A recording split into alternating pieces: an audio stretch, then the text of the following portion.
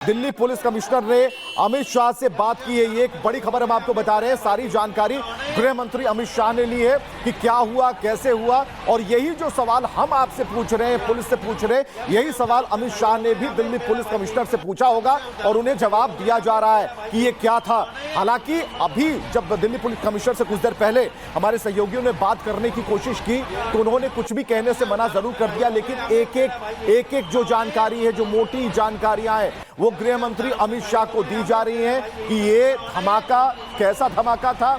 और इसी बात को लेकर अमित शाह से खास बातचीत दिल्ली पुलिस कमिश्नर की हुई है और सारी जानकारियां साझा की गई हैं। लेकिन जो धमाका था वो इतना ज्यादा भयावह था कि आसपास के जो भी इमारतें थी उसके शीशे टूट गए और ऐसे में जो उनकी दुकानें थी उन्हें कुछ समझ नहीं आया। जिन लोगों को धमाके के बाद पता चला वो दौड़े दौड़े उस जगह पर भागे कि ये क्या हो गया। और जिस इलाके में, जिस जगह पर यह धमाका हुआ, वहां पर काफी अफरा तफरी का माहौल हो गया। हालांकि तुरंत ही इस पूरे इलाके को अभी खाली कराया गया है। दमकल की गाड़ियां लगातार लगी रही आग बुझाने का। और ये जो आप घेरे में आप देख रहे हैं तस्वीरें, ये तब की तस्वीरें हैं, ये तब धमाका हुआ उसके ठीक बाद की तस्वीरें। जिन गाड़ियों में धमाका हुआ उनमें आग लगी हुई थी और एक के बाद एक 3 गाड़ियों को इस आग ने अपनी चपेट में ले लिया। लेकिन इसके बाद भी कई तस्वीरें आई जिसमें हमने देखा कि वहां पर जो ऑटो रिक्शा खड़े थे उनमें भी आग लगी हुई थी, जो सीएनजी गैस से चलते हैं। तो ऐसे में हर पहलुओं पर जांच जारी है और अब तक 8 लोगों की मौत हुई है। लोगों को वहां से हटाया जा रहा है ताकि जांच की जो दिशा है उसमें किसी भी तरह की बाधा ना हो। और ऐसे में अमित शाह ने पुलिस कमिश्नर से बातचीत की है। दिल्ली में धमाकों पर अहम जानकारी उन्होंने ली। आईबी चीफ ने भी गृह मंत्री से बात की, यानी कि जो इंटेलिजेंस एजेंसियां हैं उनके जो चीफ हैं वो लगातार संपर्क में गृह मंत्री के हैं। अमित शाह पल पल की जानकारियां ले रहे हैं और जानने की कोशिश कर रहे हैं कि कौन इसके पीछे है, इस धमाकों के पीछे कौन है। तो लाल किला के पास जो गाड़ी खड़ी थी उन गाड़ियों का हाल हम आपको दिखा रहे हैं कि इतनी इंटेंसिटी थी कि गाड़ियों के परखच्चे उड़ गए। उनकी जो स्टील की जो शीट होती है वो पूरी तरीके से बर्बाद हो गई है।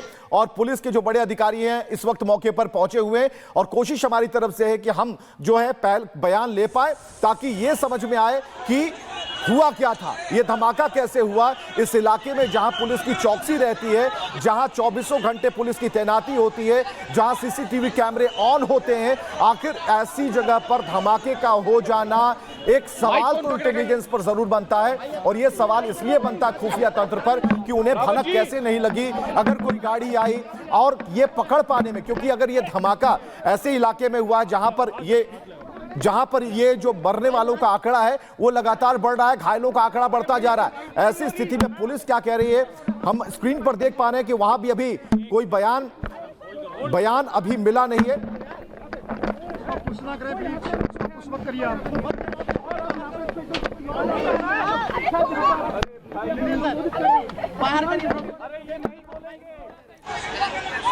तो नोएडा में हाई अलर्ट है और दिल्ली में धमाका हुआ है और हम आपको बताएं कि हर उस एंगल की जांच भी जारी है। लोगों से सावधानी बरतने की अपील की जाए।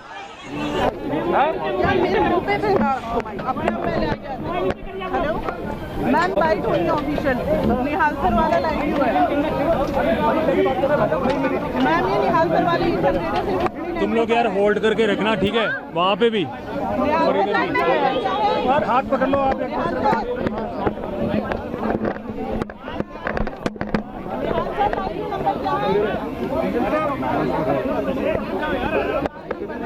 अरे कौन क्यों मार रहा है ये बदतमीज यार। चलिए यहां पर एक और बड़ी जानकारी आ गई है। अमित शाह ने आईबी चीफ से जानकारी साझा की, यानी कि आईबी चीफ से पूछा है कि आखिर इसके पीछे ये जो धमाका था उस धमाके के बारे में क्या जानकारियां हैं। लाल किला धमाका मामले में एक्शन में केंद्र सरकार और अब आईबी चीफ से भी जानकारियां गृह मंत्री अमित शाह ने ली है, बात उनसे की है।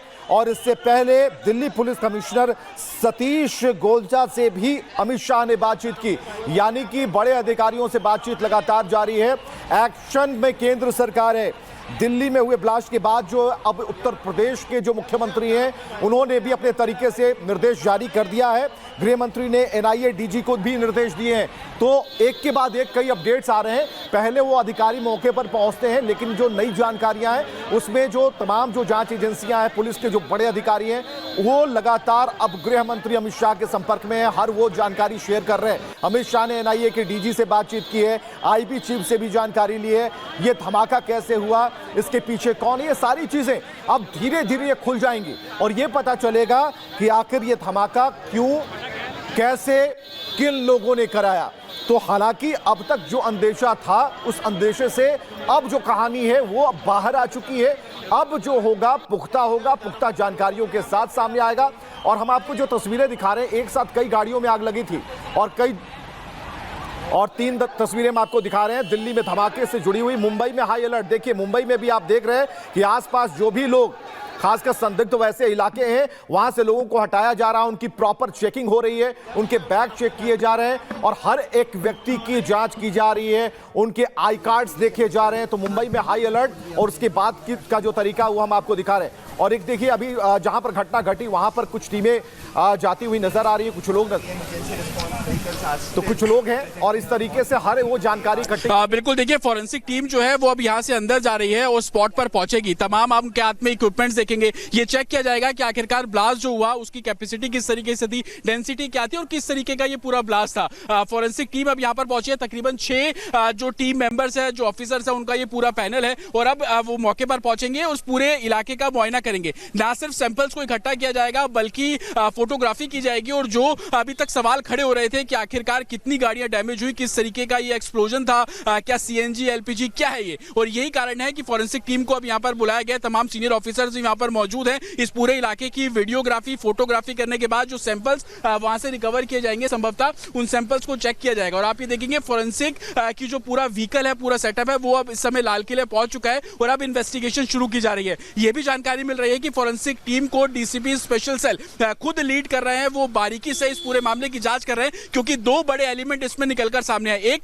लाल किले के ठीक सामने मेट्रो स्टेशन के गेट पर ब्लास्ट होना और गौरी शंकर मंदिर यहां से महज 60 से 70 मीटर की दूरी पर, और वहां पे ब्लास्ट होना। सोमवार का दिन चूज किया गया, मंदिर में बहुत ज्यादा भीड़ रहती है, आसपास की जो मार्केट है वहां पे बहुत ज्यादा भीड़ रहती है। और तमाम आप देखेंगे प्रहार जो दिल्ली पुलिस की गाड़ी है, जो सपोर्ट प्रोवाइड कराते हैं, वो भी ऑफिसर्स को लेकर यहां पर पहुंच रही है। फायर की गाड़ियां हो, एम्बुलेंस की गाड़ियां हो, हर कोई यहां पर, लेकिन इनिशियल इन्वेस्टिगेशन इसी ओर इशारा कर रही है कि पार्किंग में खड़ी एक गाड़ी के अंदर ब्लास्ट होता है।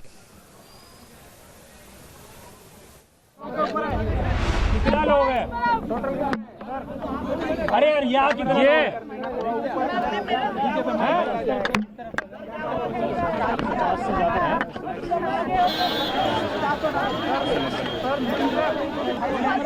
अरे यार अभी आ रहे हैं सीनियर ऑफिसर, वेलकम, वेट करो।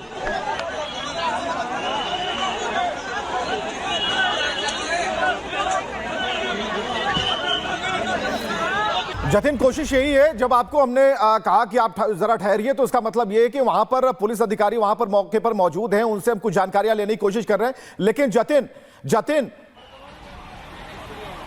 तो ये तस्वीरें जिसमें जतिन उस मौके पर मौजूद हैं और जतिन लगातार हमें जानकारियां दे रहे हैं। और जैसा कि उन्होंने बताया कि प्रहार जो गाड़ी है पुलिस की, वो लगातार, अब देखिए ये जो जांच दल है, अब ये फॉरेंसिक टीम पहुंच चुकी है। अब वहां से जो नमूने हैं, खासकर जो जहां पर ब्लास्ट हुआ वहां से नमूने इकट्ठा करेगी, वहां से एविडेंसेस को अपने साथ लेकर जाएगी और उसके बाद ये बताएगी कि कैसे ये ब्लास्ट हुआ, इस ब्लास्ट के पीछे आखिर किस तरीके से इसका केमिकल ब्लास्ट था या फिर किस तरीके बारूद से ब्लास्ट था, ये सारी चीजें बिल्कुल क्लैरिफाई होंगी। तो इस वक्त ये जो टीम है अपनी तैयारियां कर रही है, ये टीम आगे की तरफ बढ़ रही है लगातार उन इलाकों में जहां उस जगह पर जहां पर पूरी तरीके से घेराबंदी की गई है। हालांकि इन्हें भी कुछ स्पेस चाहिए होगा ताकि जो जांच दल है वो ये पता लगा पाए कि कैसे ये धमाका हुआ है। तो इस वक्त आप तकरीबन 5 लोगों की टीम देख पा रहे हैं और ये 5 लोगों की जो टीम है ये फॉरेंसिक टीम है, जांच दल है जो उस जगह पर जा रहा है और जांच करना चाह रहा है कि जांच करेंगे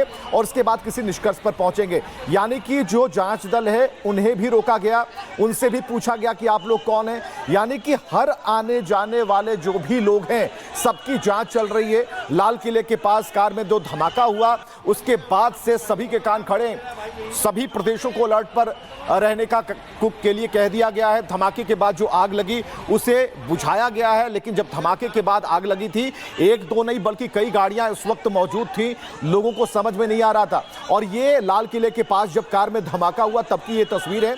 और इससे पहले अगर आप देखेंगे कि जो तरीका होता है बम धमाके का जो तरीका होता है, बिल्कुल मिलती जुलती तस्वीरें हैं। लेकिन हम अभी भी कह रहे हैं कि जब तक जांच एजेंसी अपनी जांच के निष्कर्ष की तरफ आके रुका था, उसमें एक ये एक्सप्लोजन हुआ है। उस वक्त गाड़ी के अंदर जो पैसेंजर्स उसके अंदर ही थे, और इस एक्सप्लोजन से जो है आसपास की गाड़ियों में भी क्षति हुई। जैसे ही इसकी खबर मिली, हम सारी एजेंसीज जो है, Delhi police, FSL, NIA, NSG, उनकी टीम्स यहाँ पे आ चुकी हैं और हालात का जायजा भी ले रही है। हर तरीके से इस जो है एक्सप्लोजन के बारे में जांच की जा रही है, और जल्दी ही इसका आकलन करके इसका जो भी रिजल्ट निकलेगा वो आपको बताया जाएगा। इस इंसिडेंट में कुछ लोग को इंजरीज भी आई हैं और कुछ लोगों की डेथ भी हुई है, तो वो अभी हालात का जायजा लिया जा रहा है और एग्जैक्ट फिगर्स जो हैं आपको कुछ ही देर में बता दी जाएंगी। और सिचुएशन को रेगुलरली मॉनिटर किया जा रहा है, और गृह मंत्री जी भी जो है उनसे रेगुलरली उनका फ़ोन भी आया था, उनको रेगुलरली ब्रीफ किया जा रहा है और उनको टाइम टू टाइम पूरी सूचना दी जा रही है। और आगे जैसे भी हालात होंगे, जो भी नतीजा निकलेगा आपको बताया जाएगा। अभी इसको आकलन किया जा रहा है।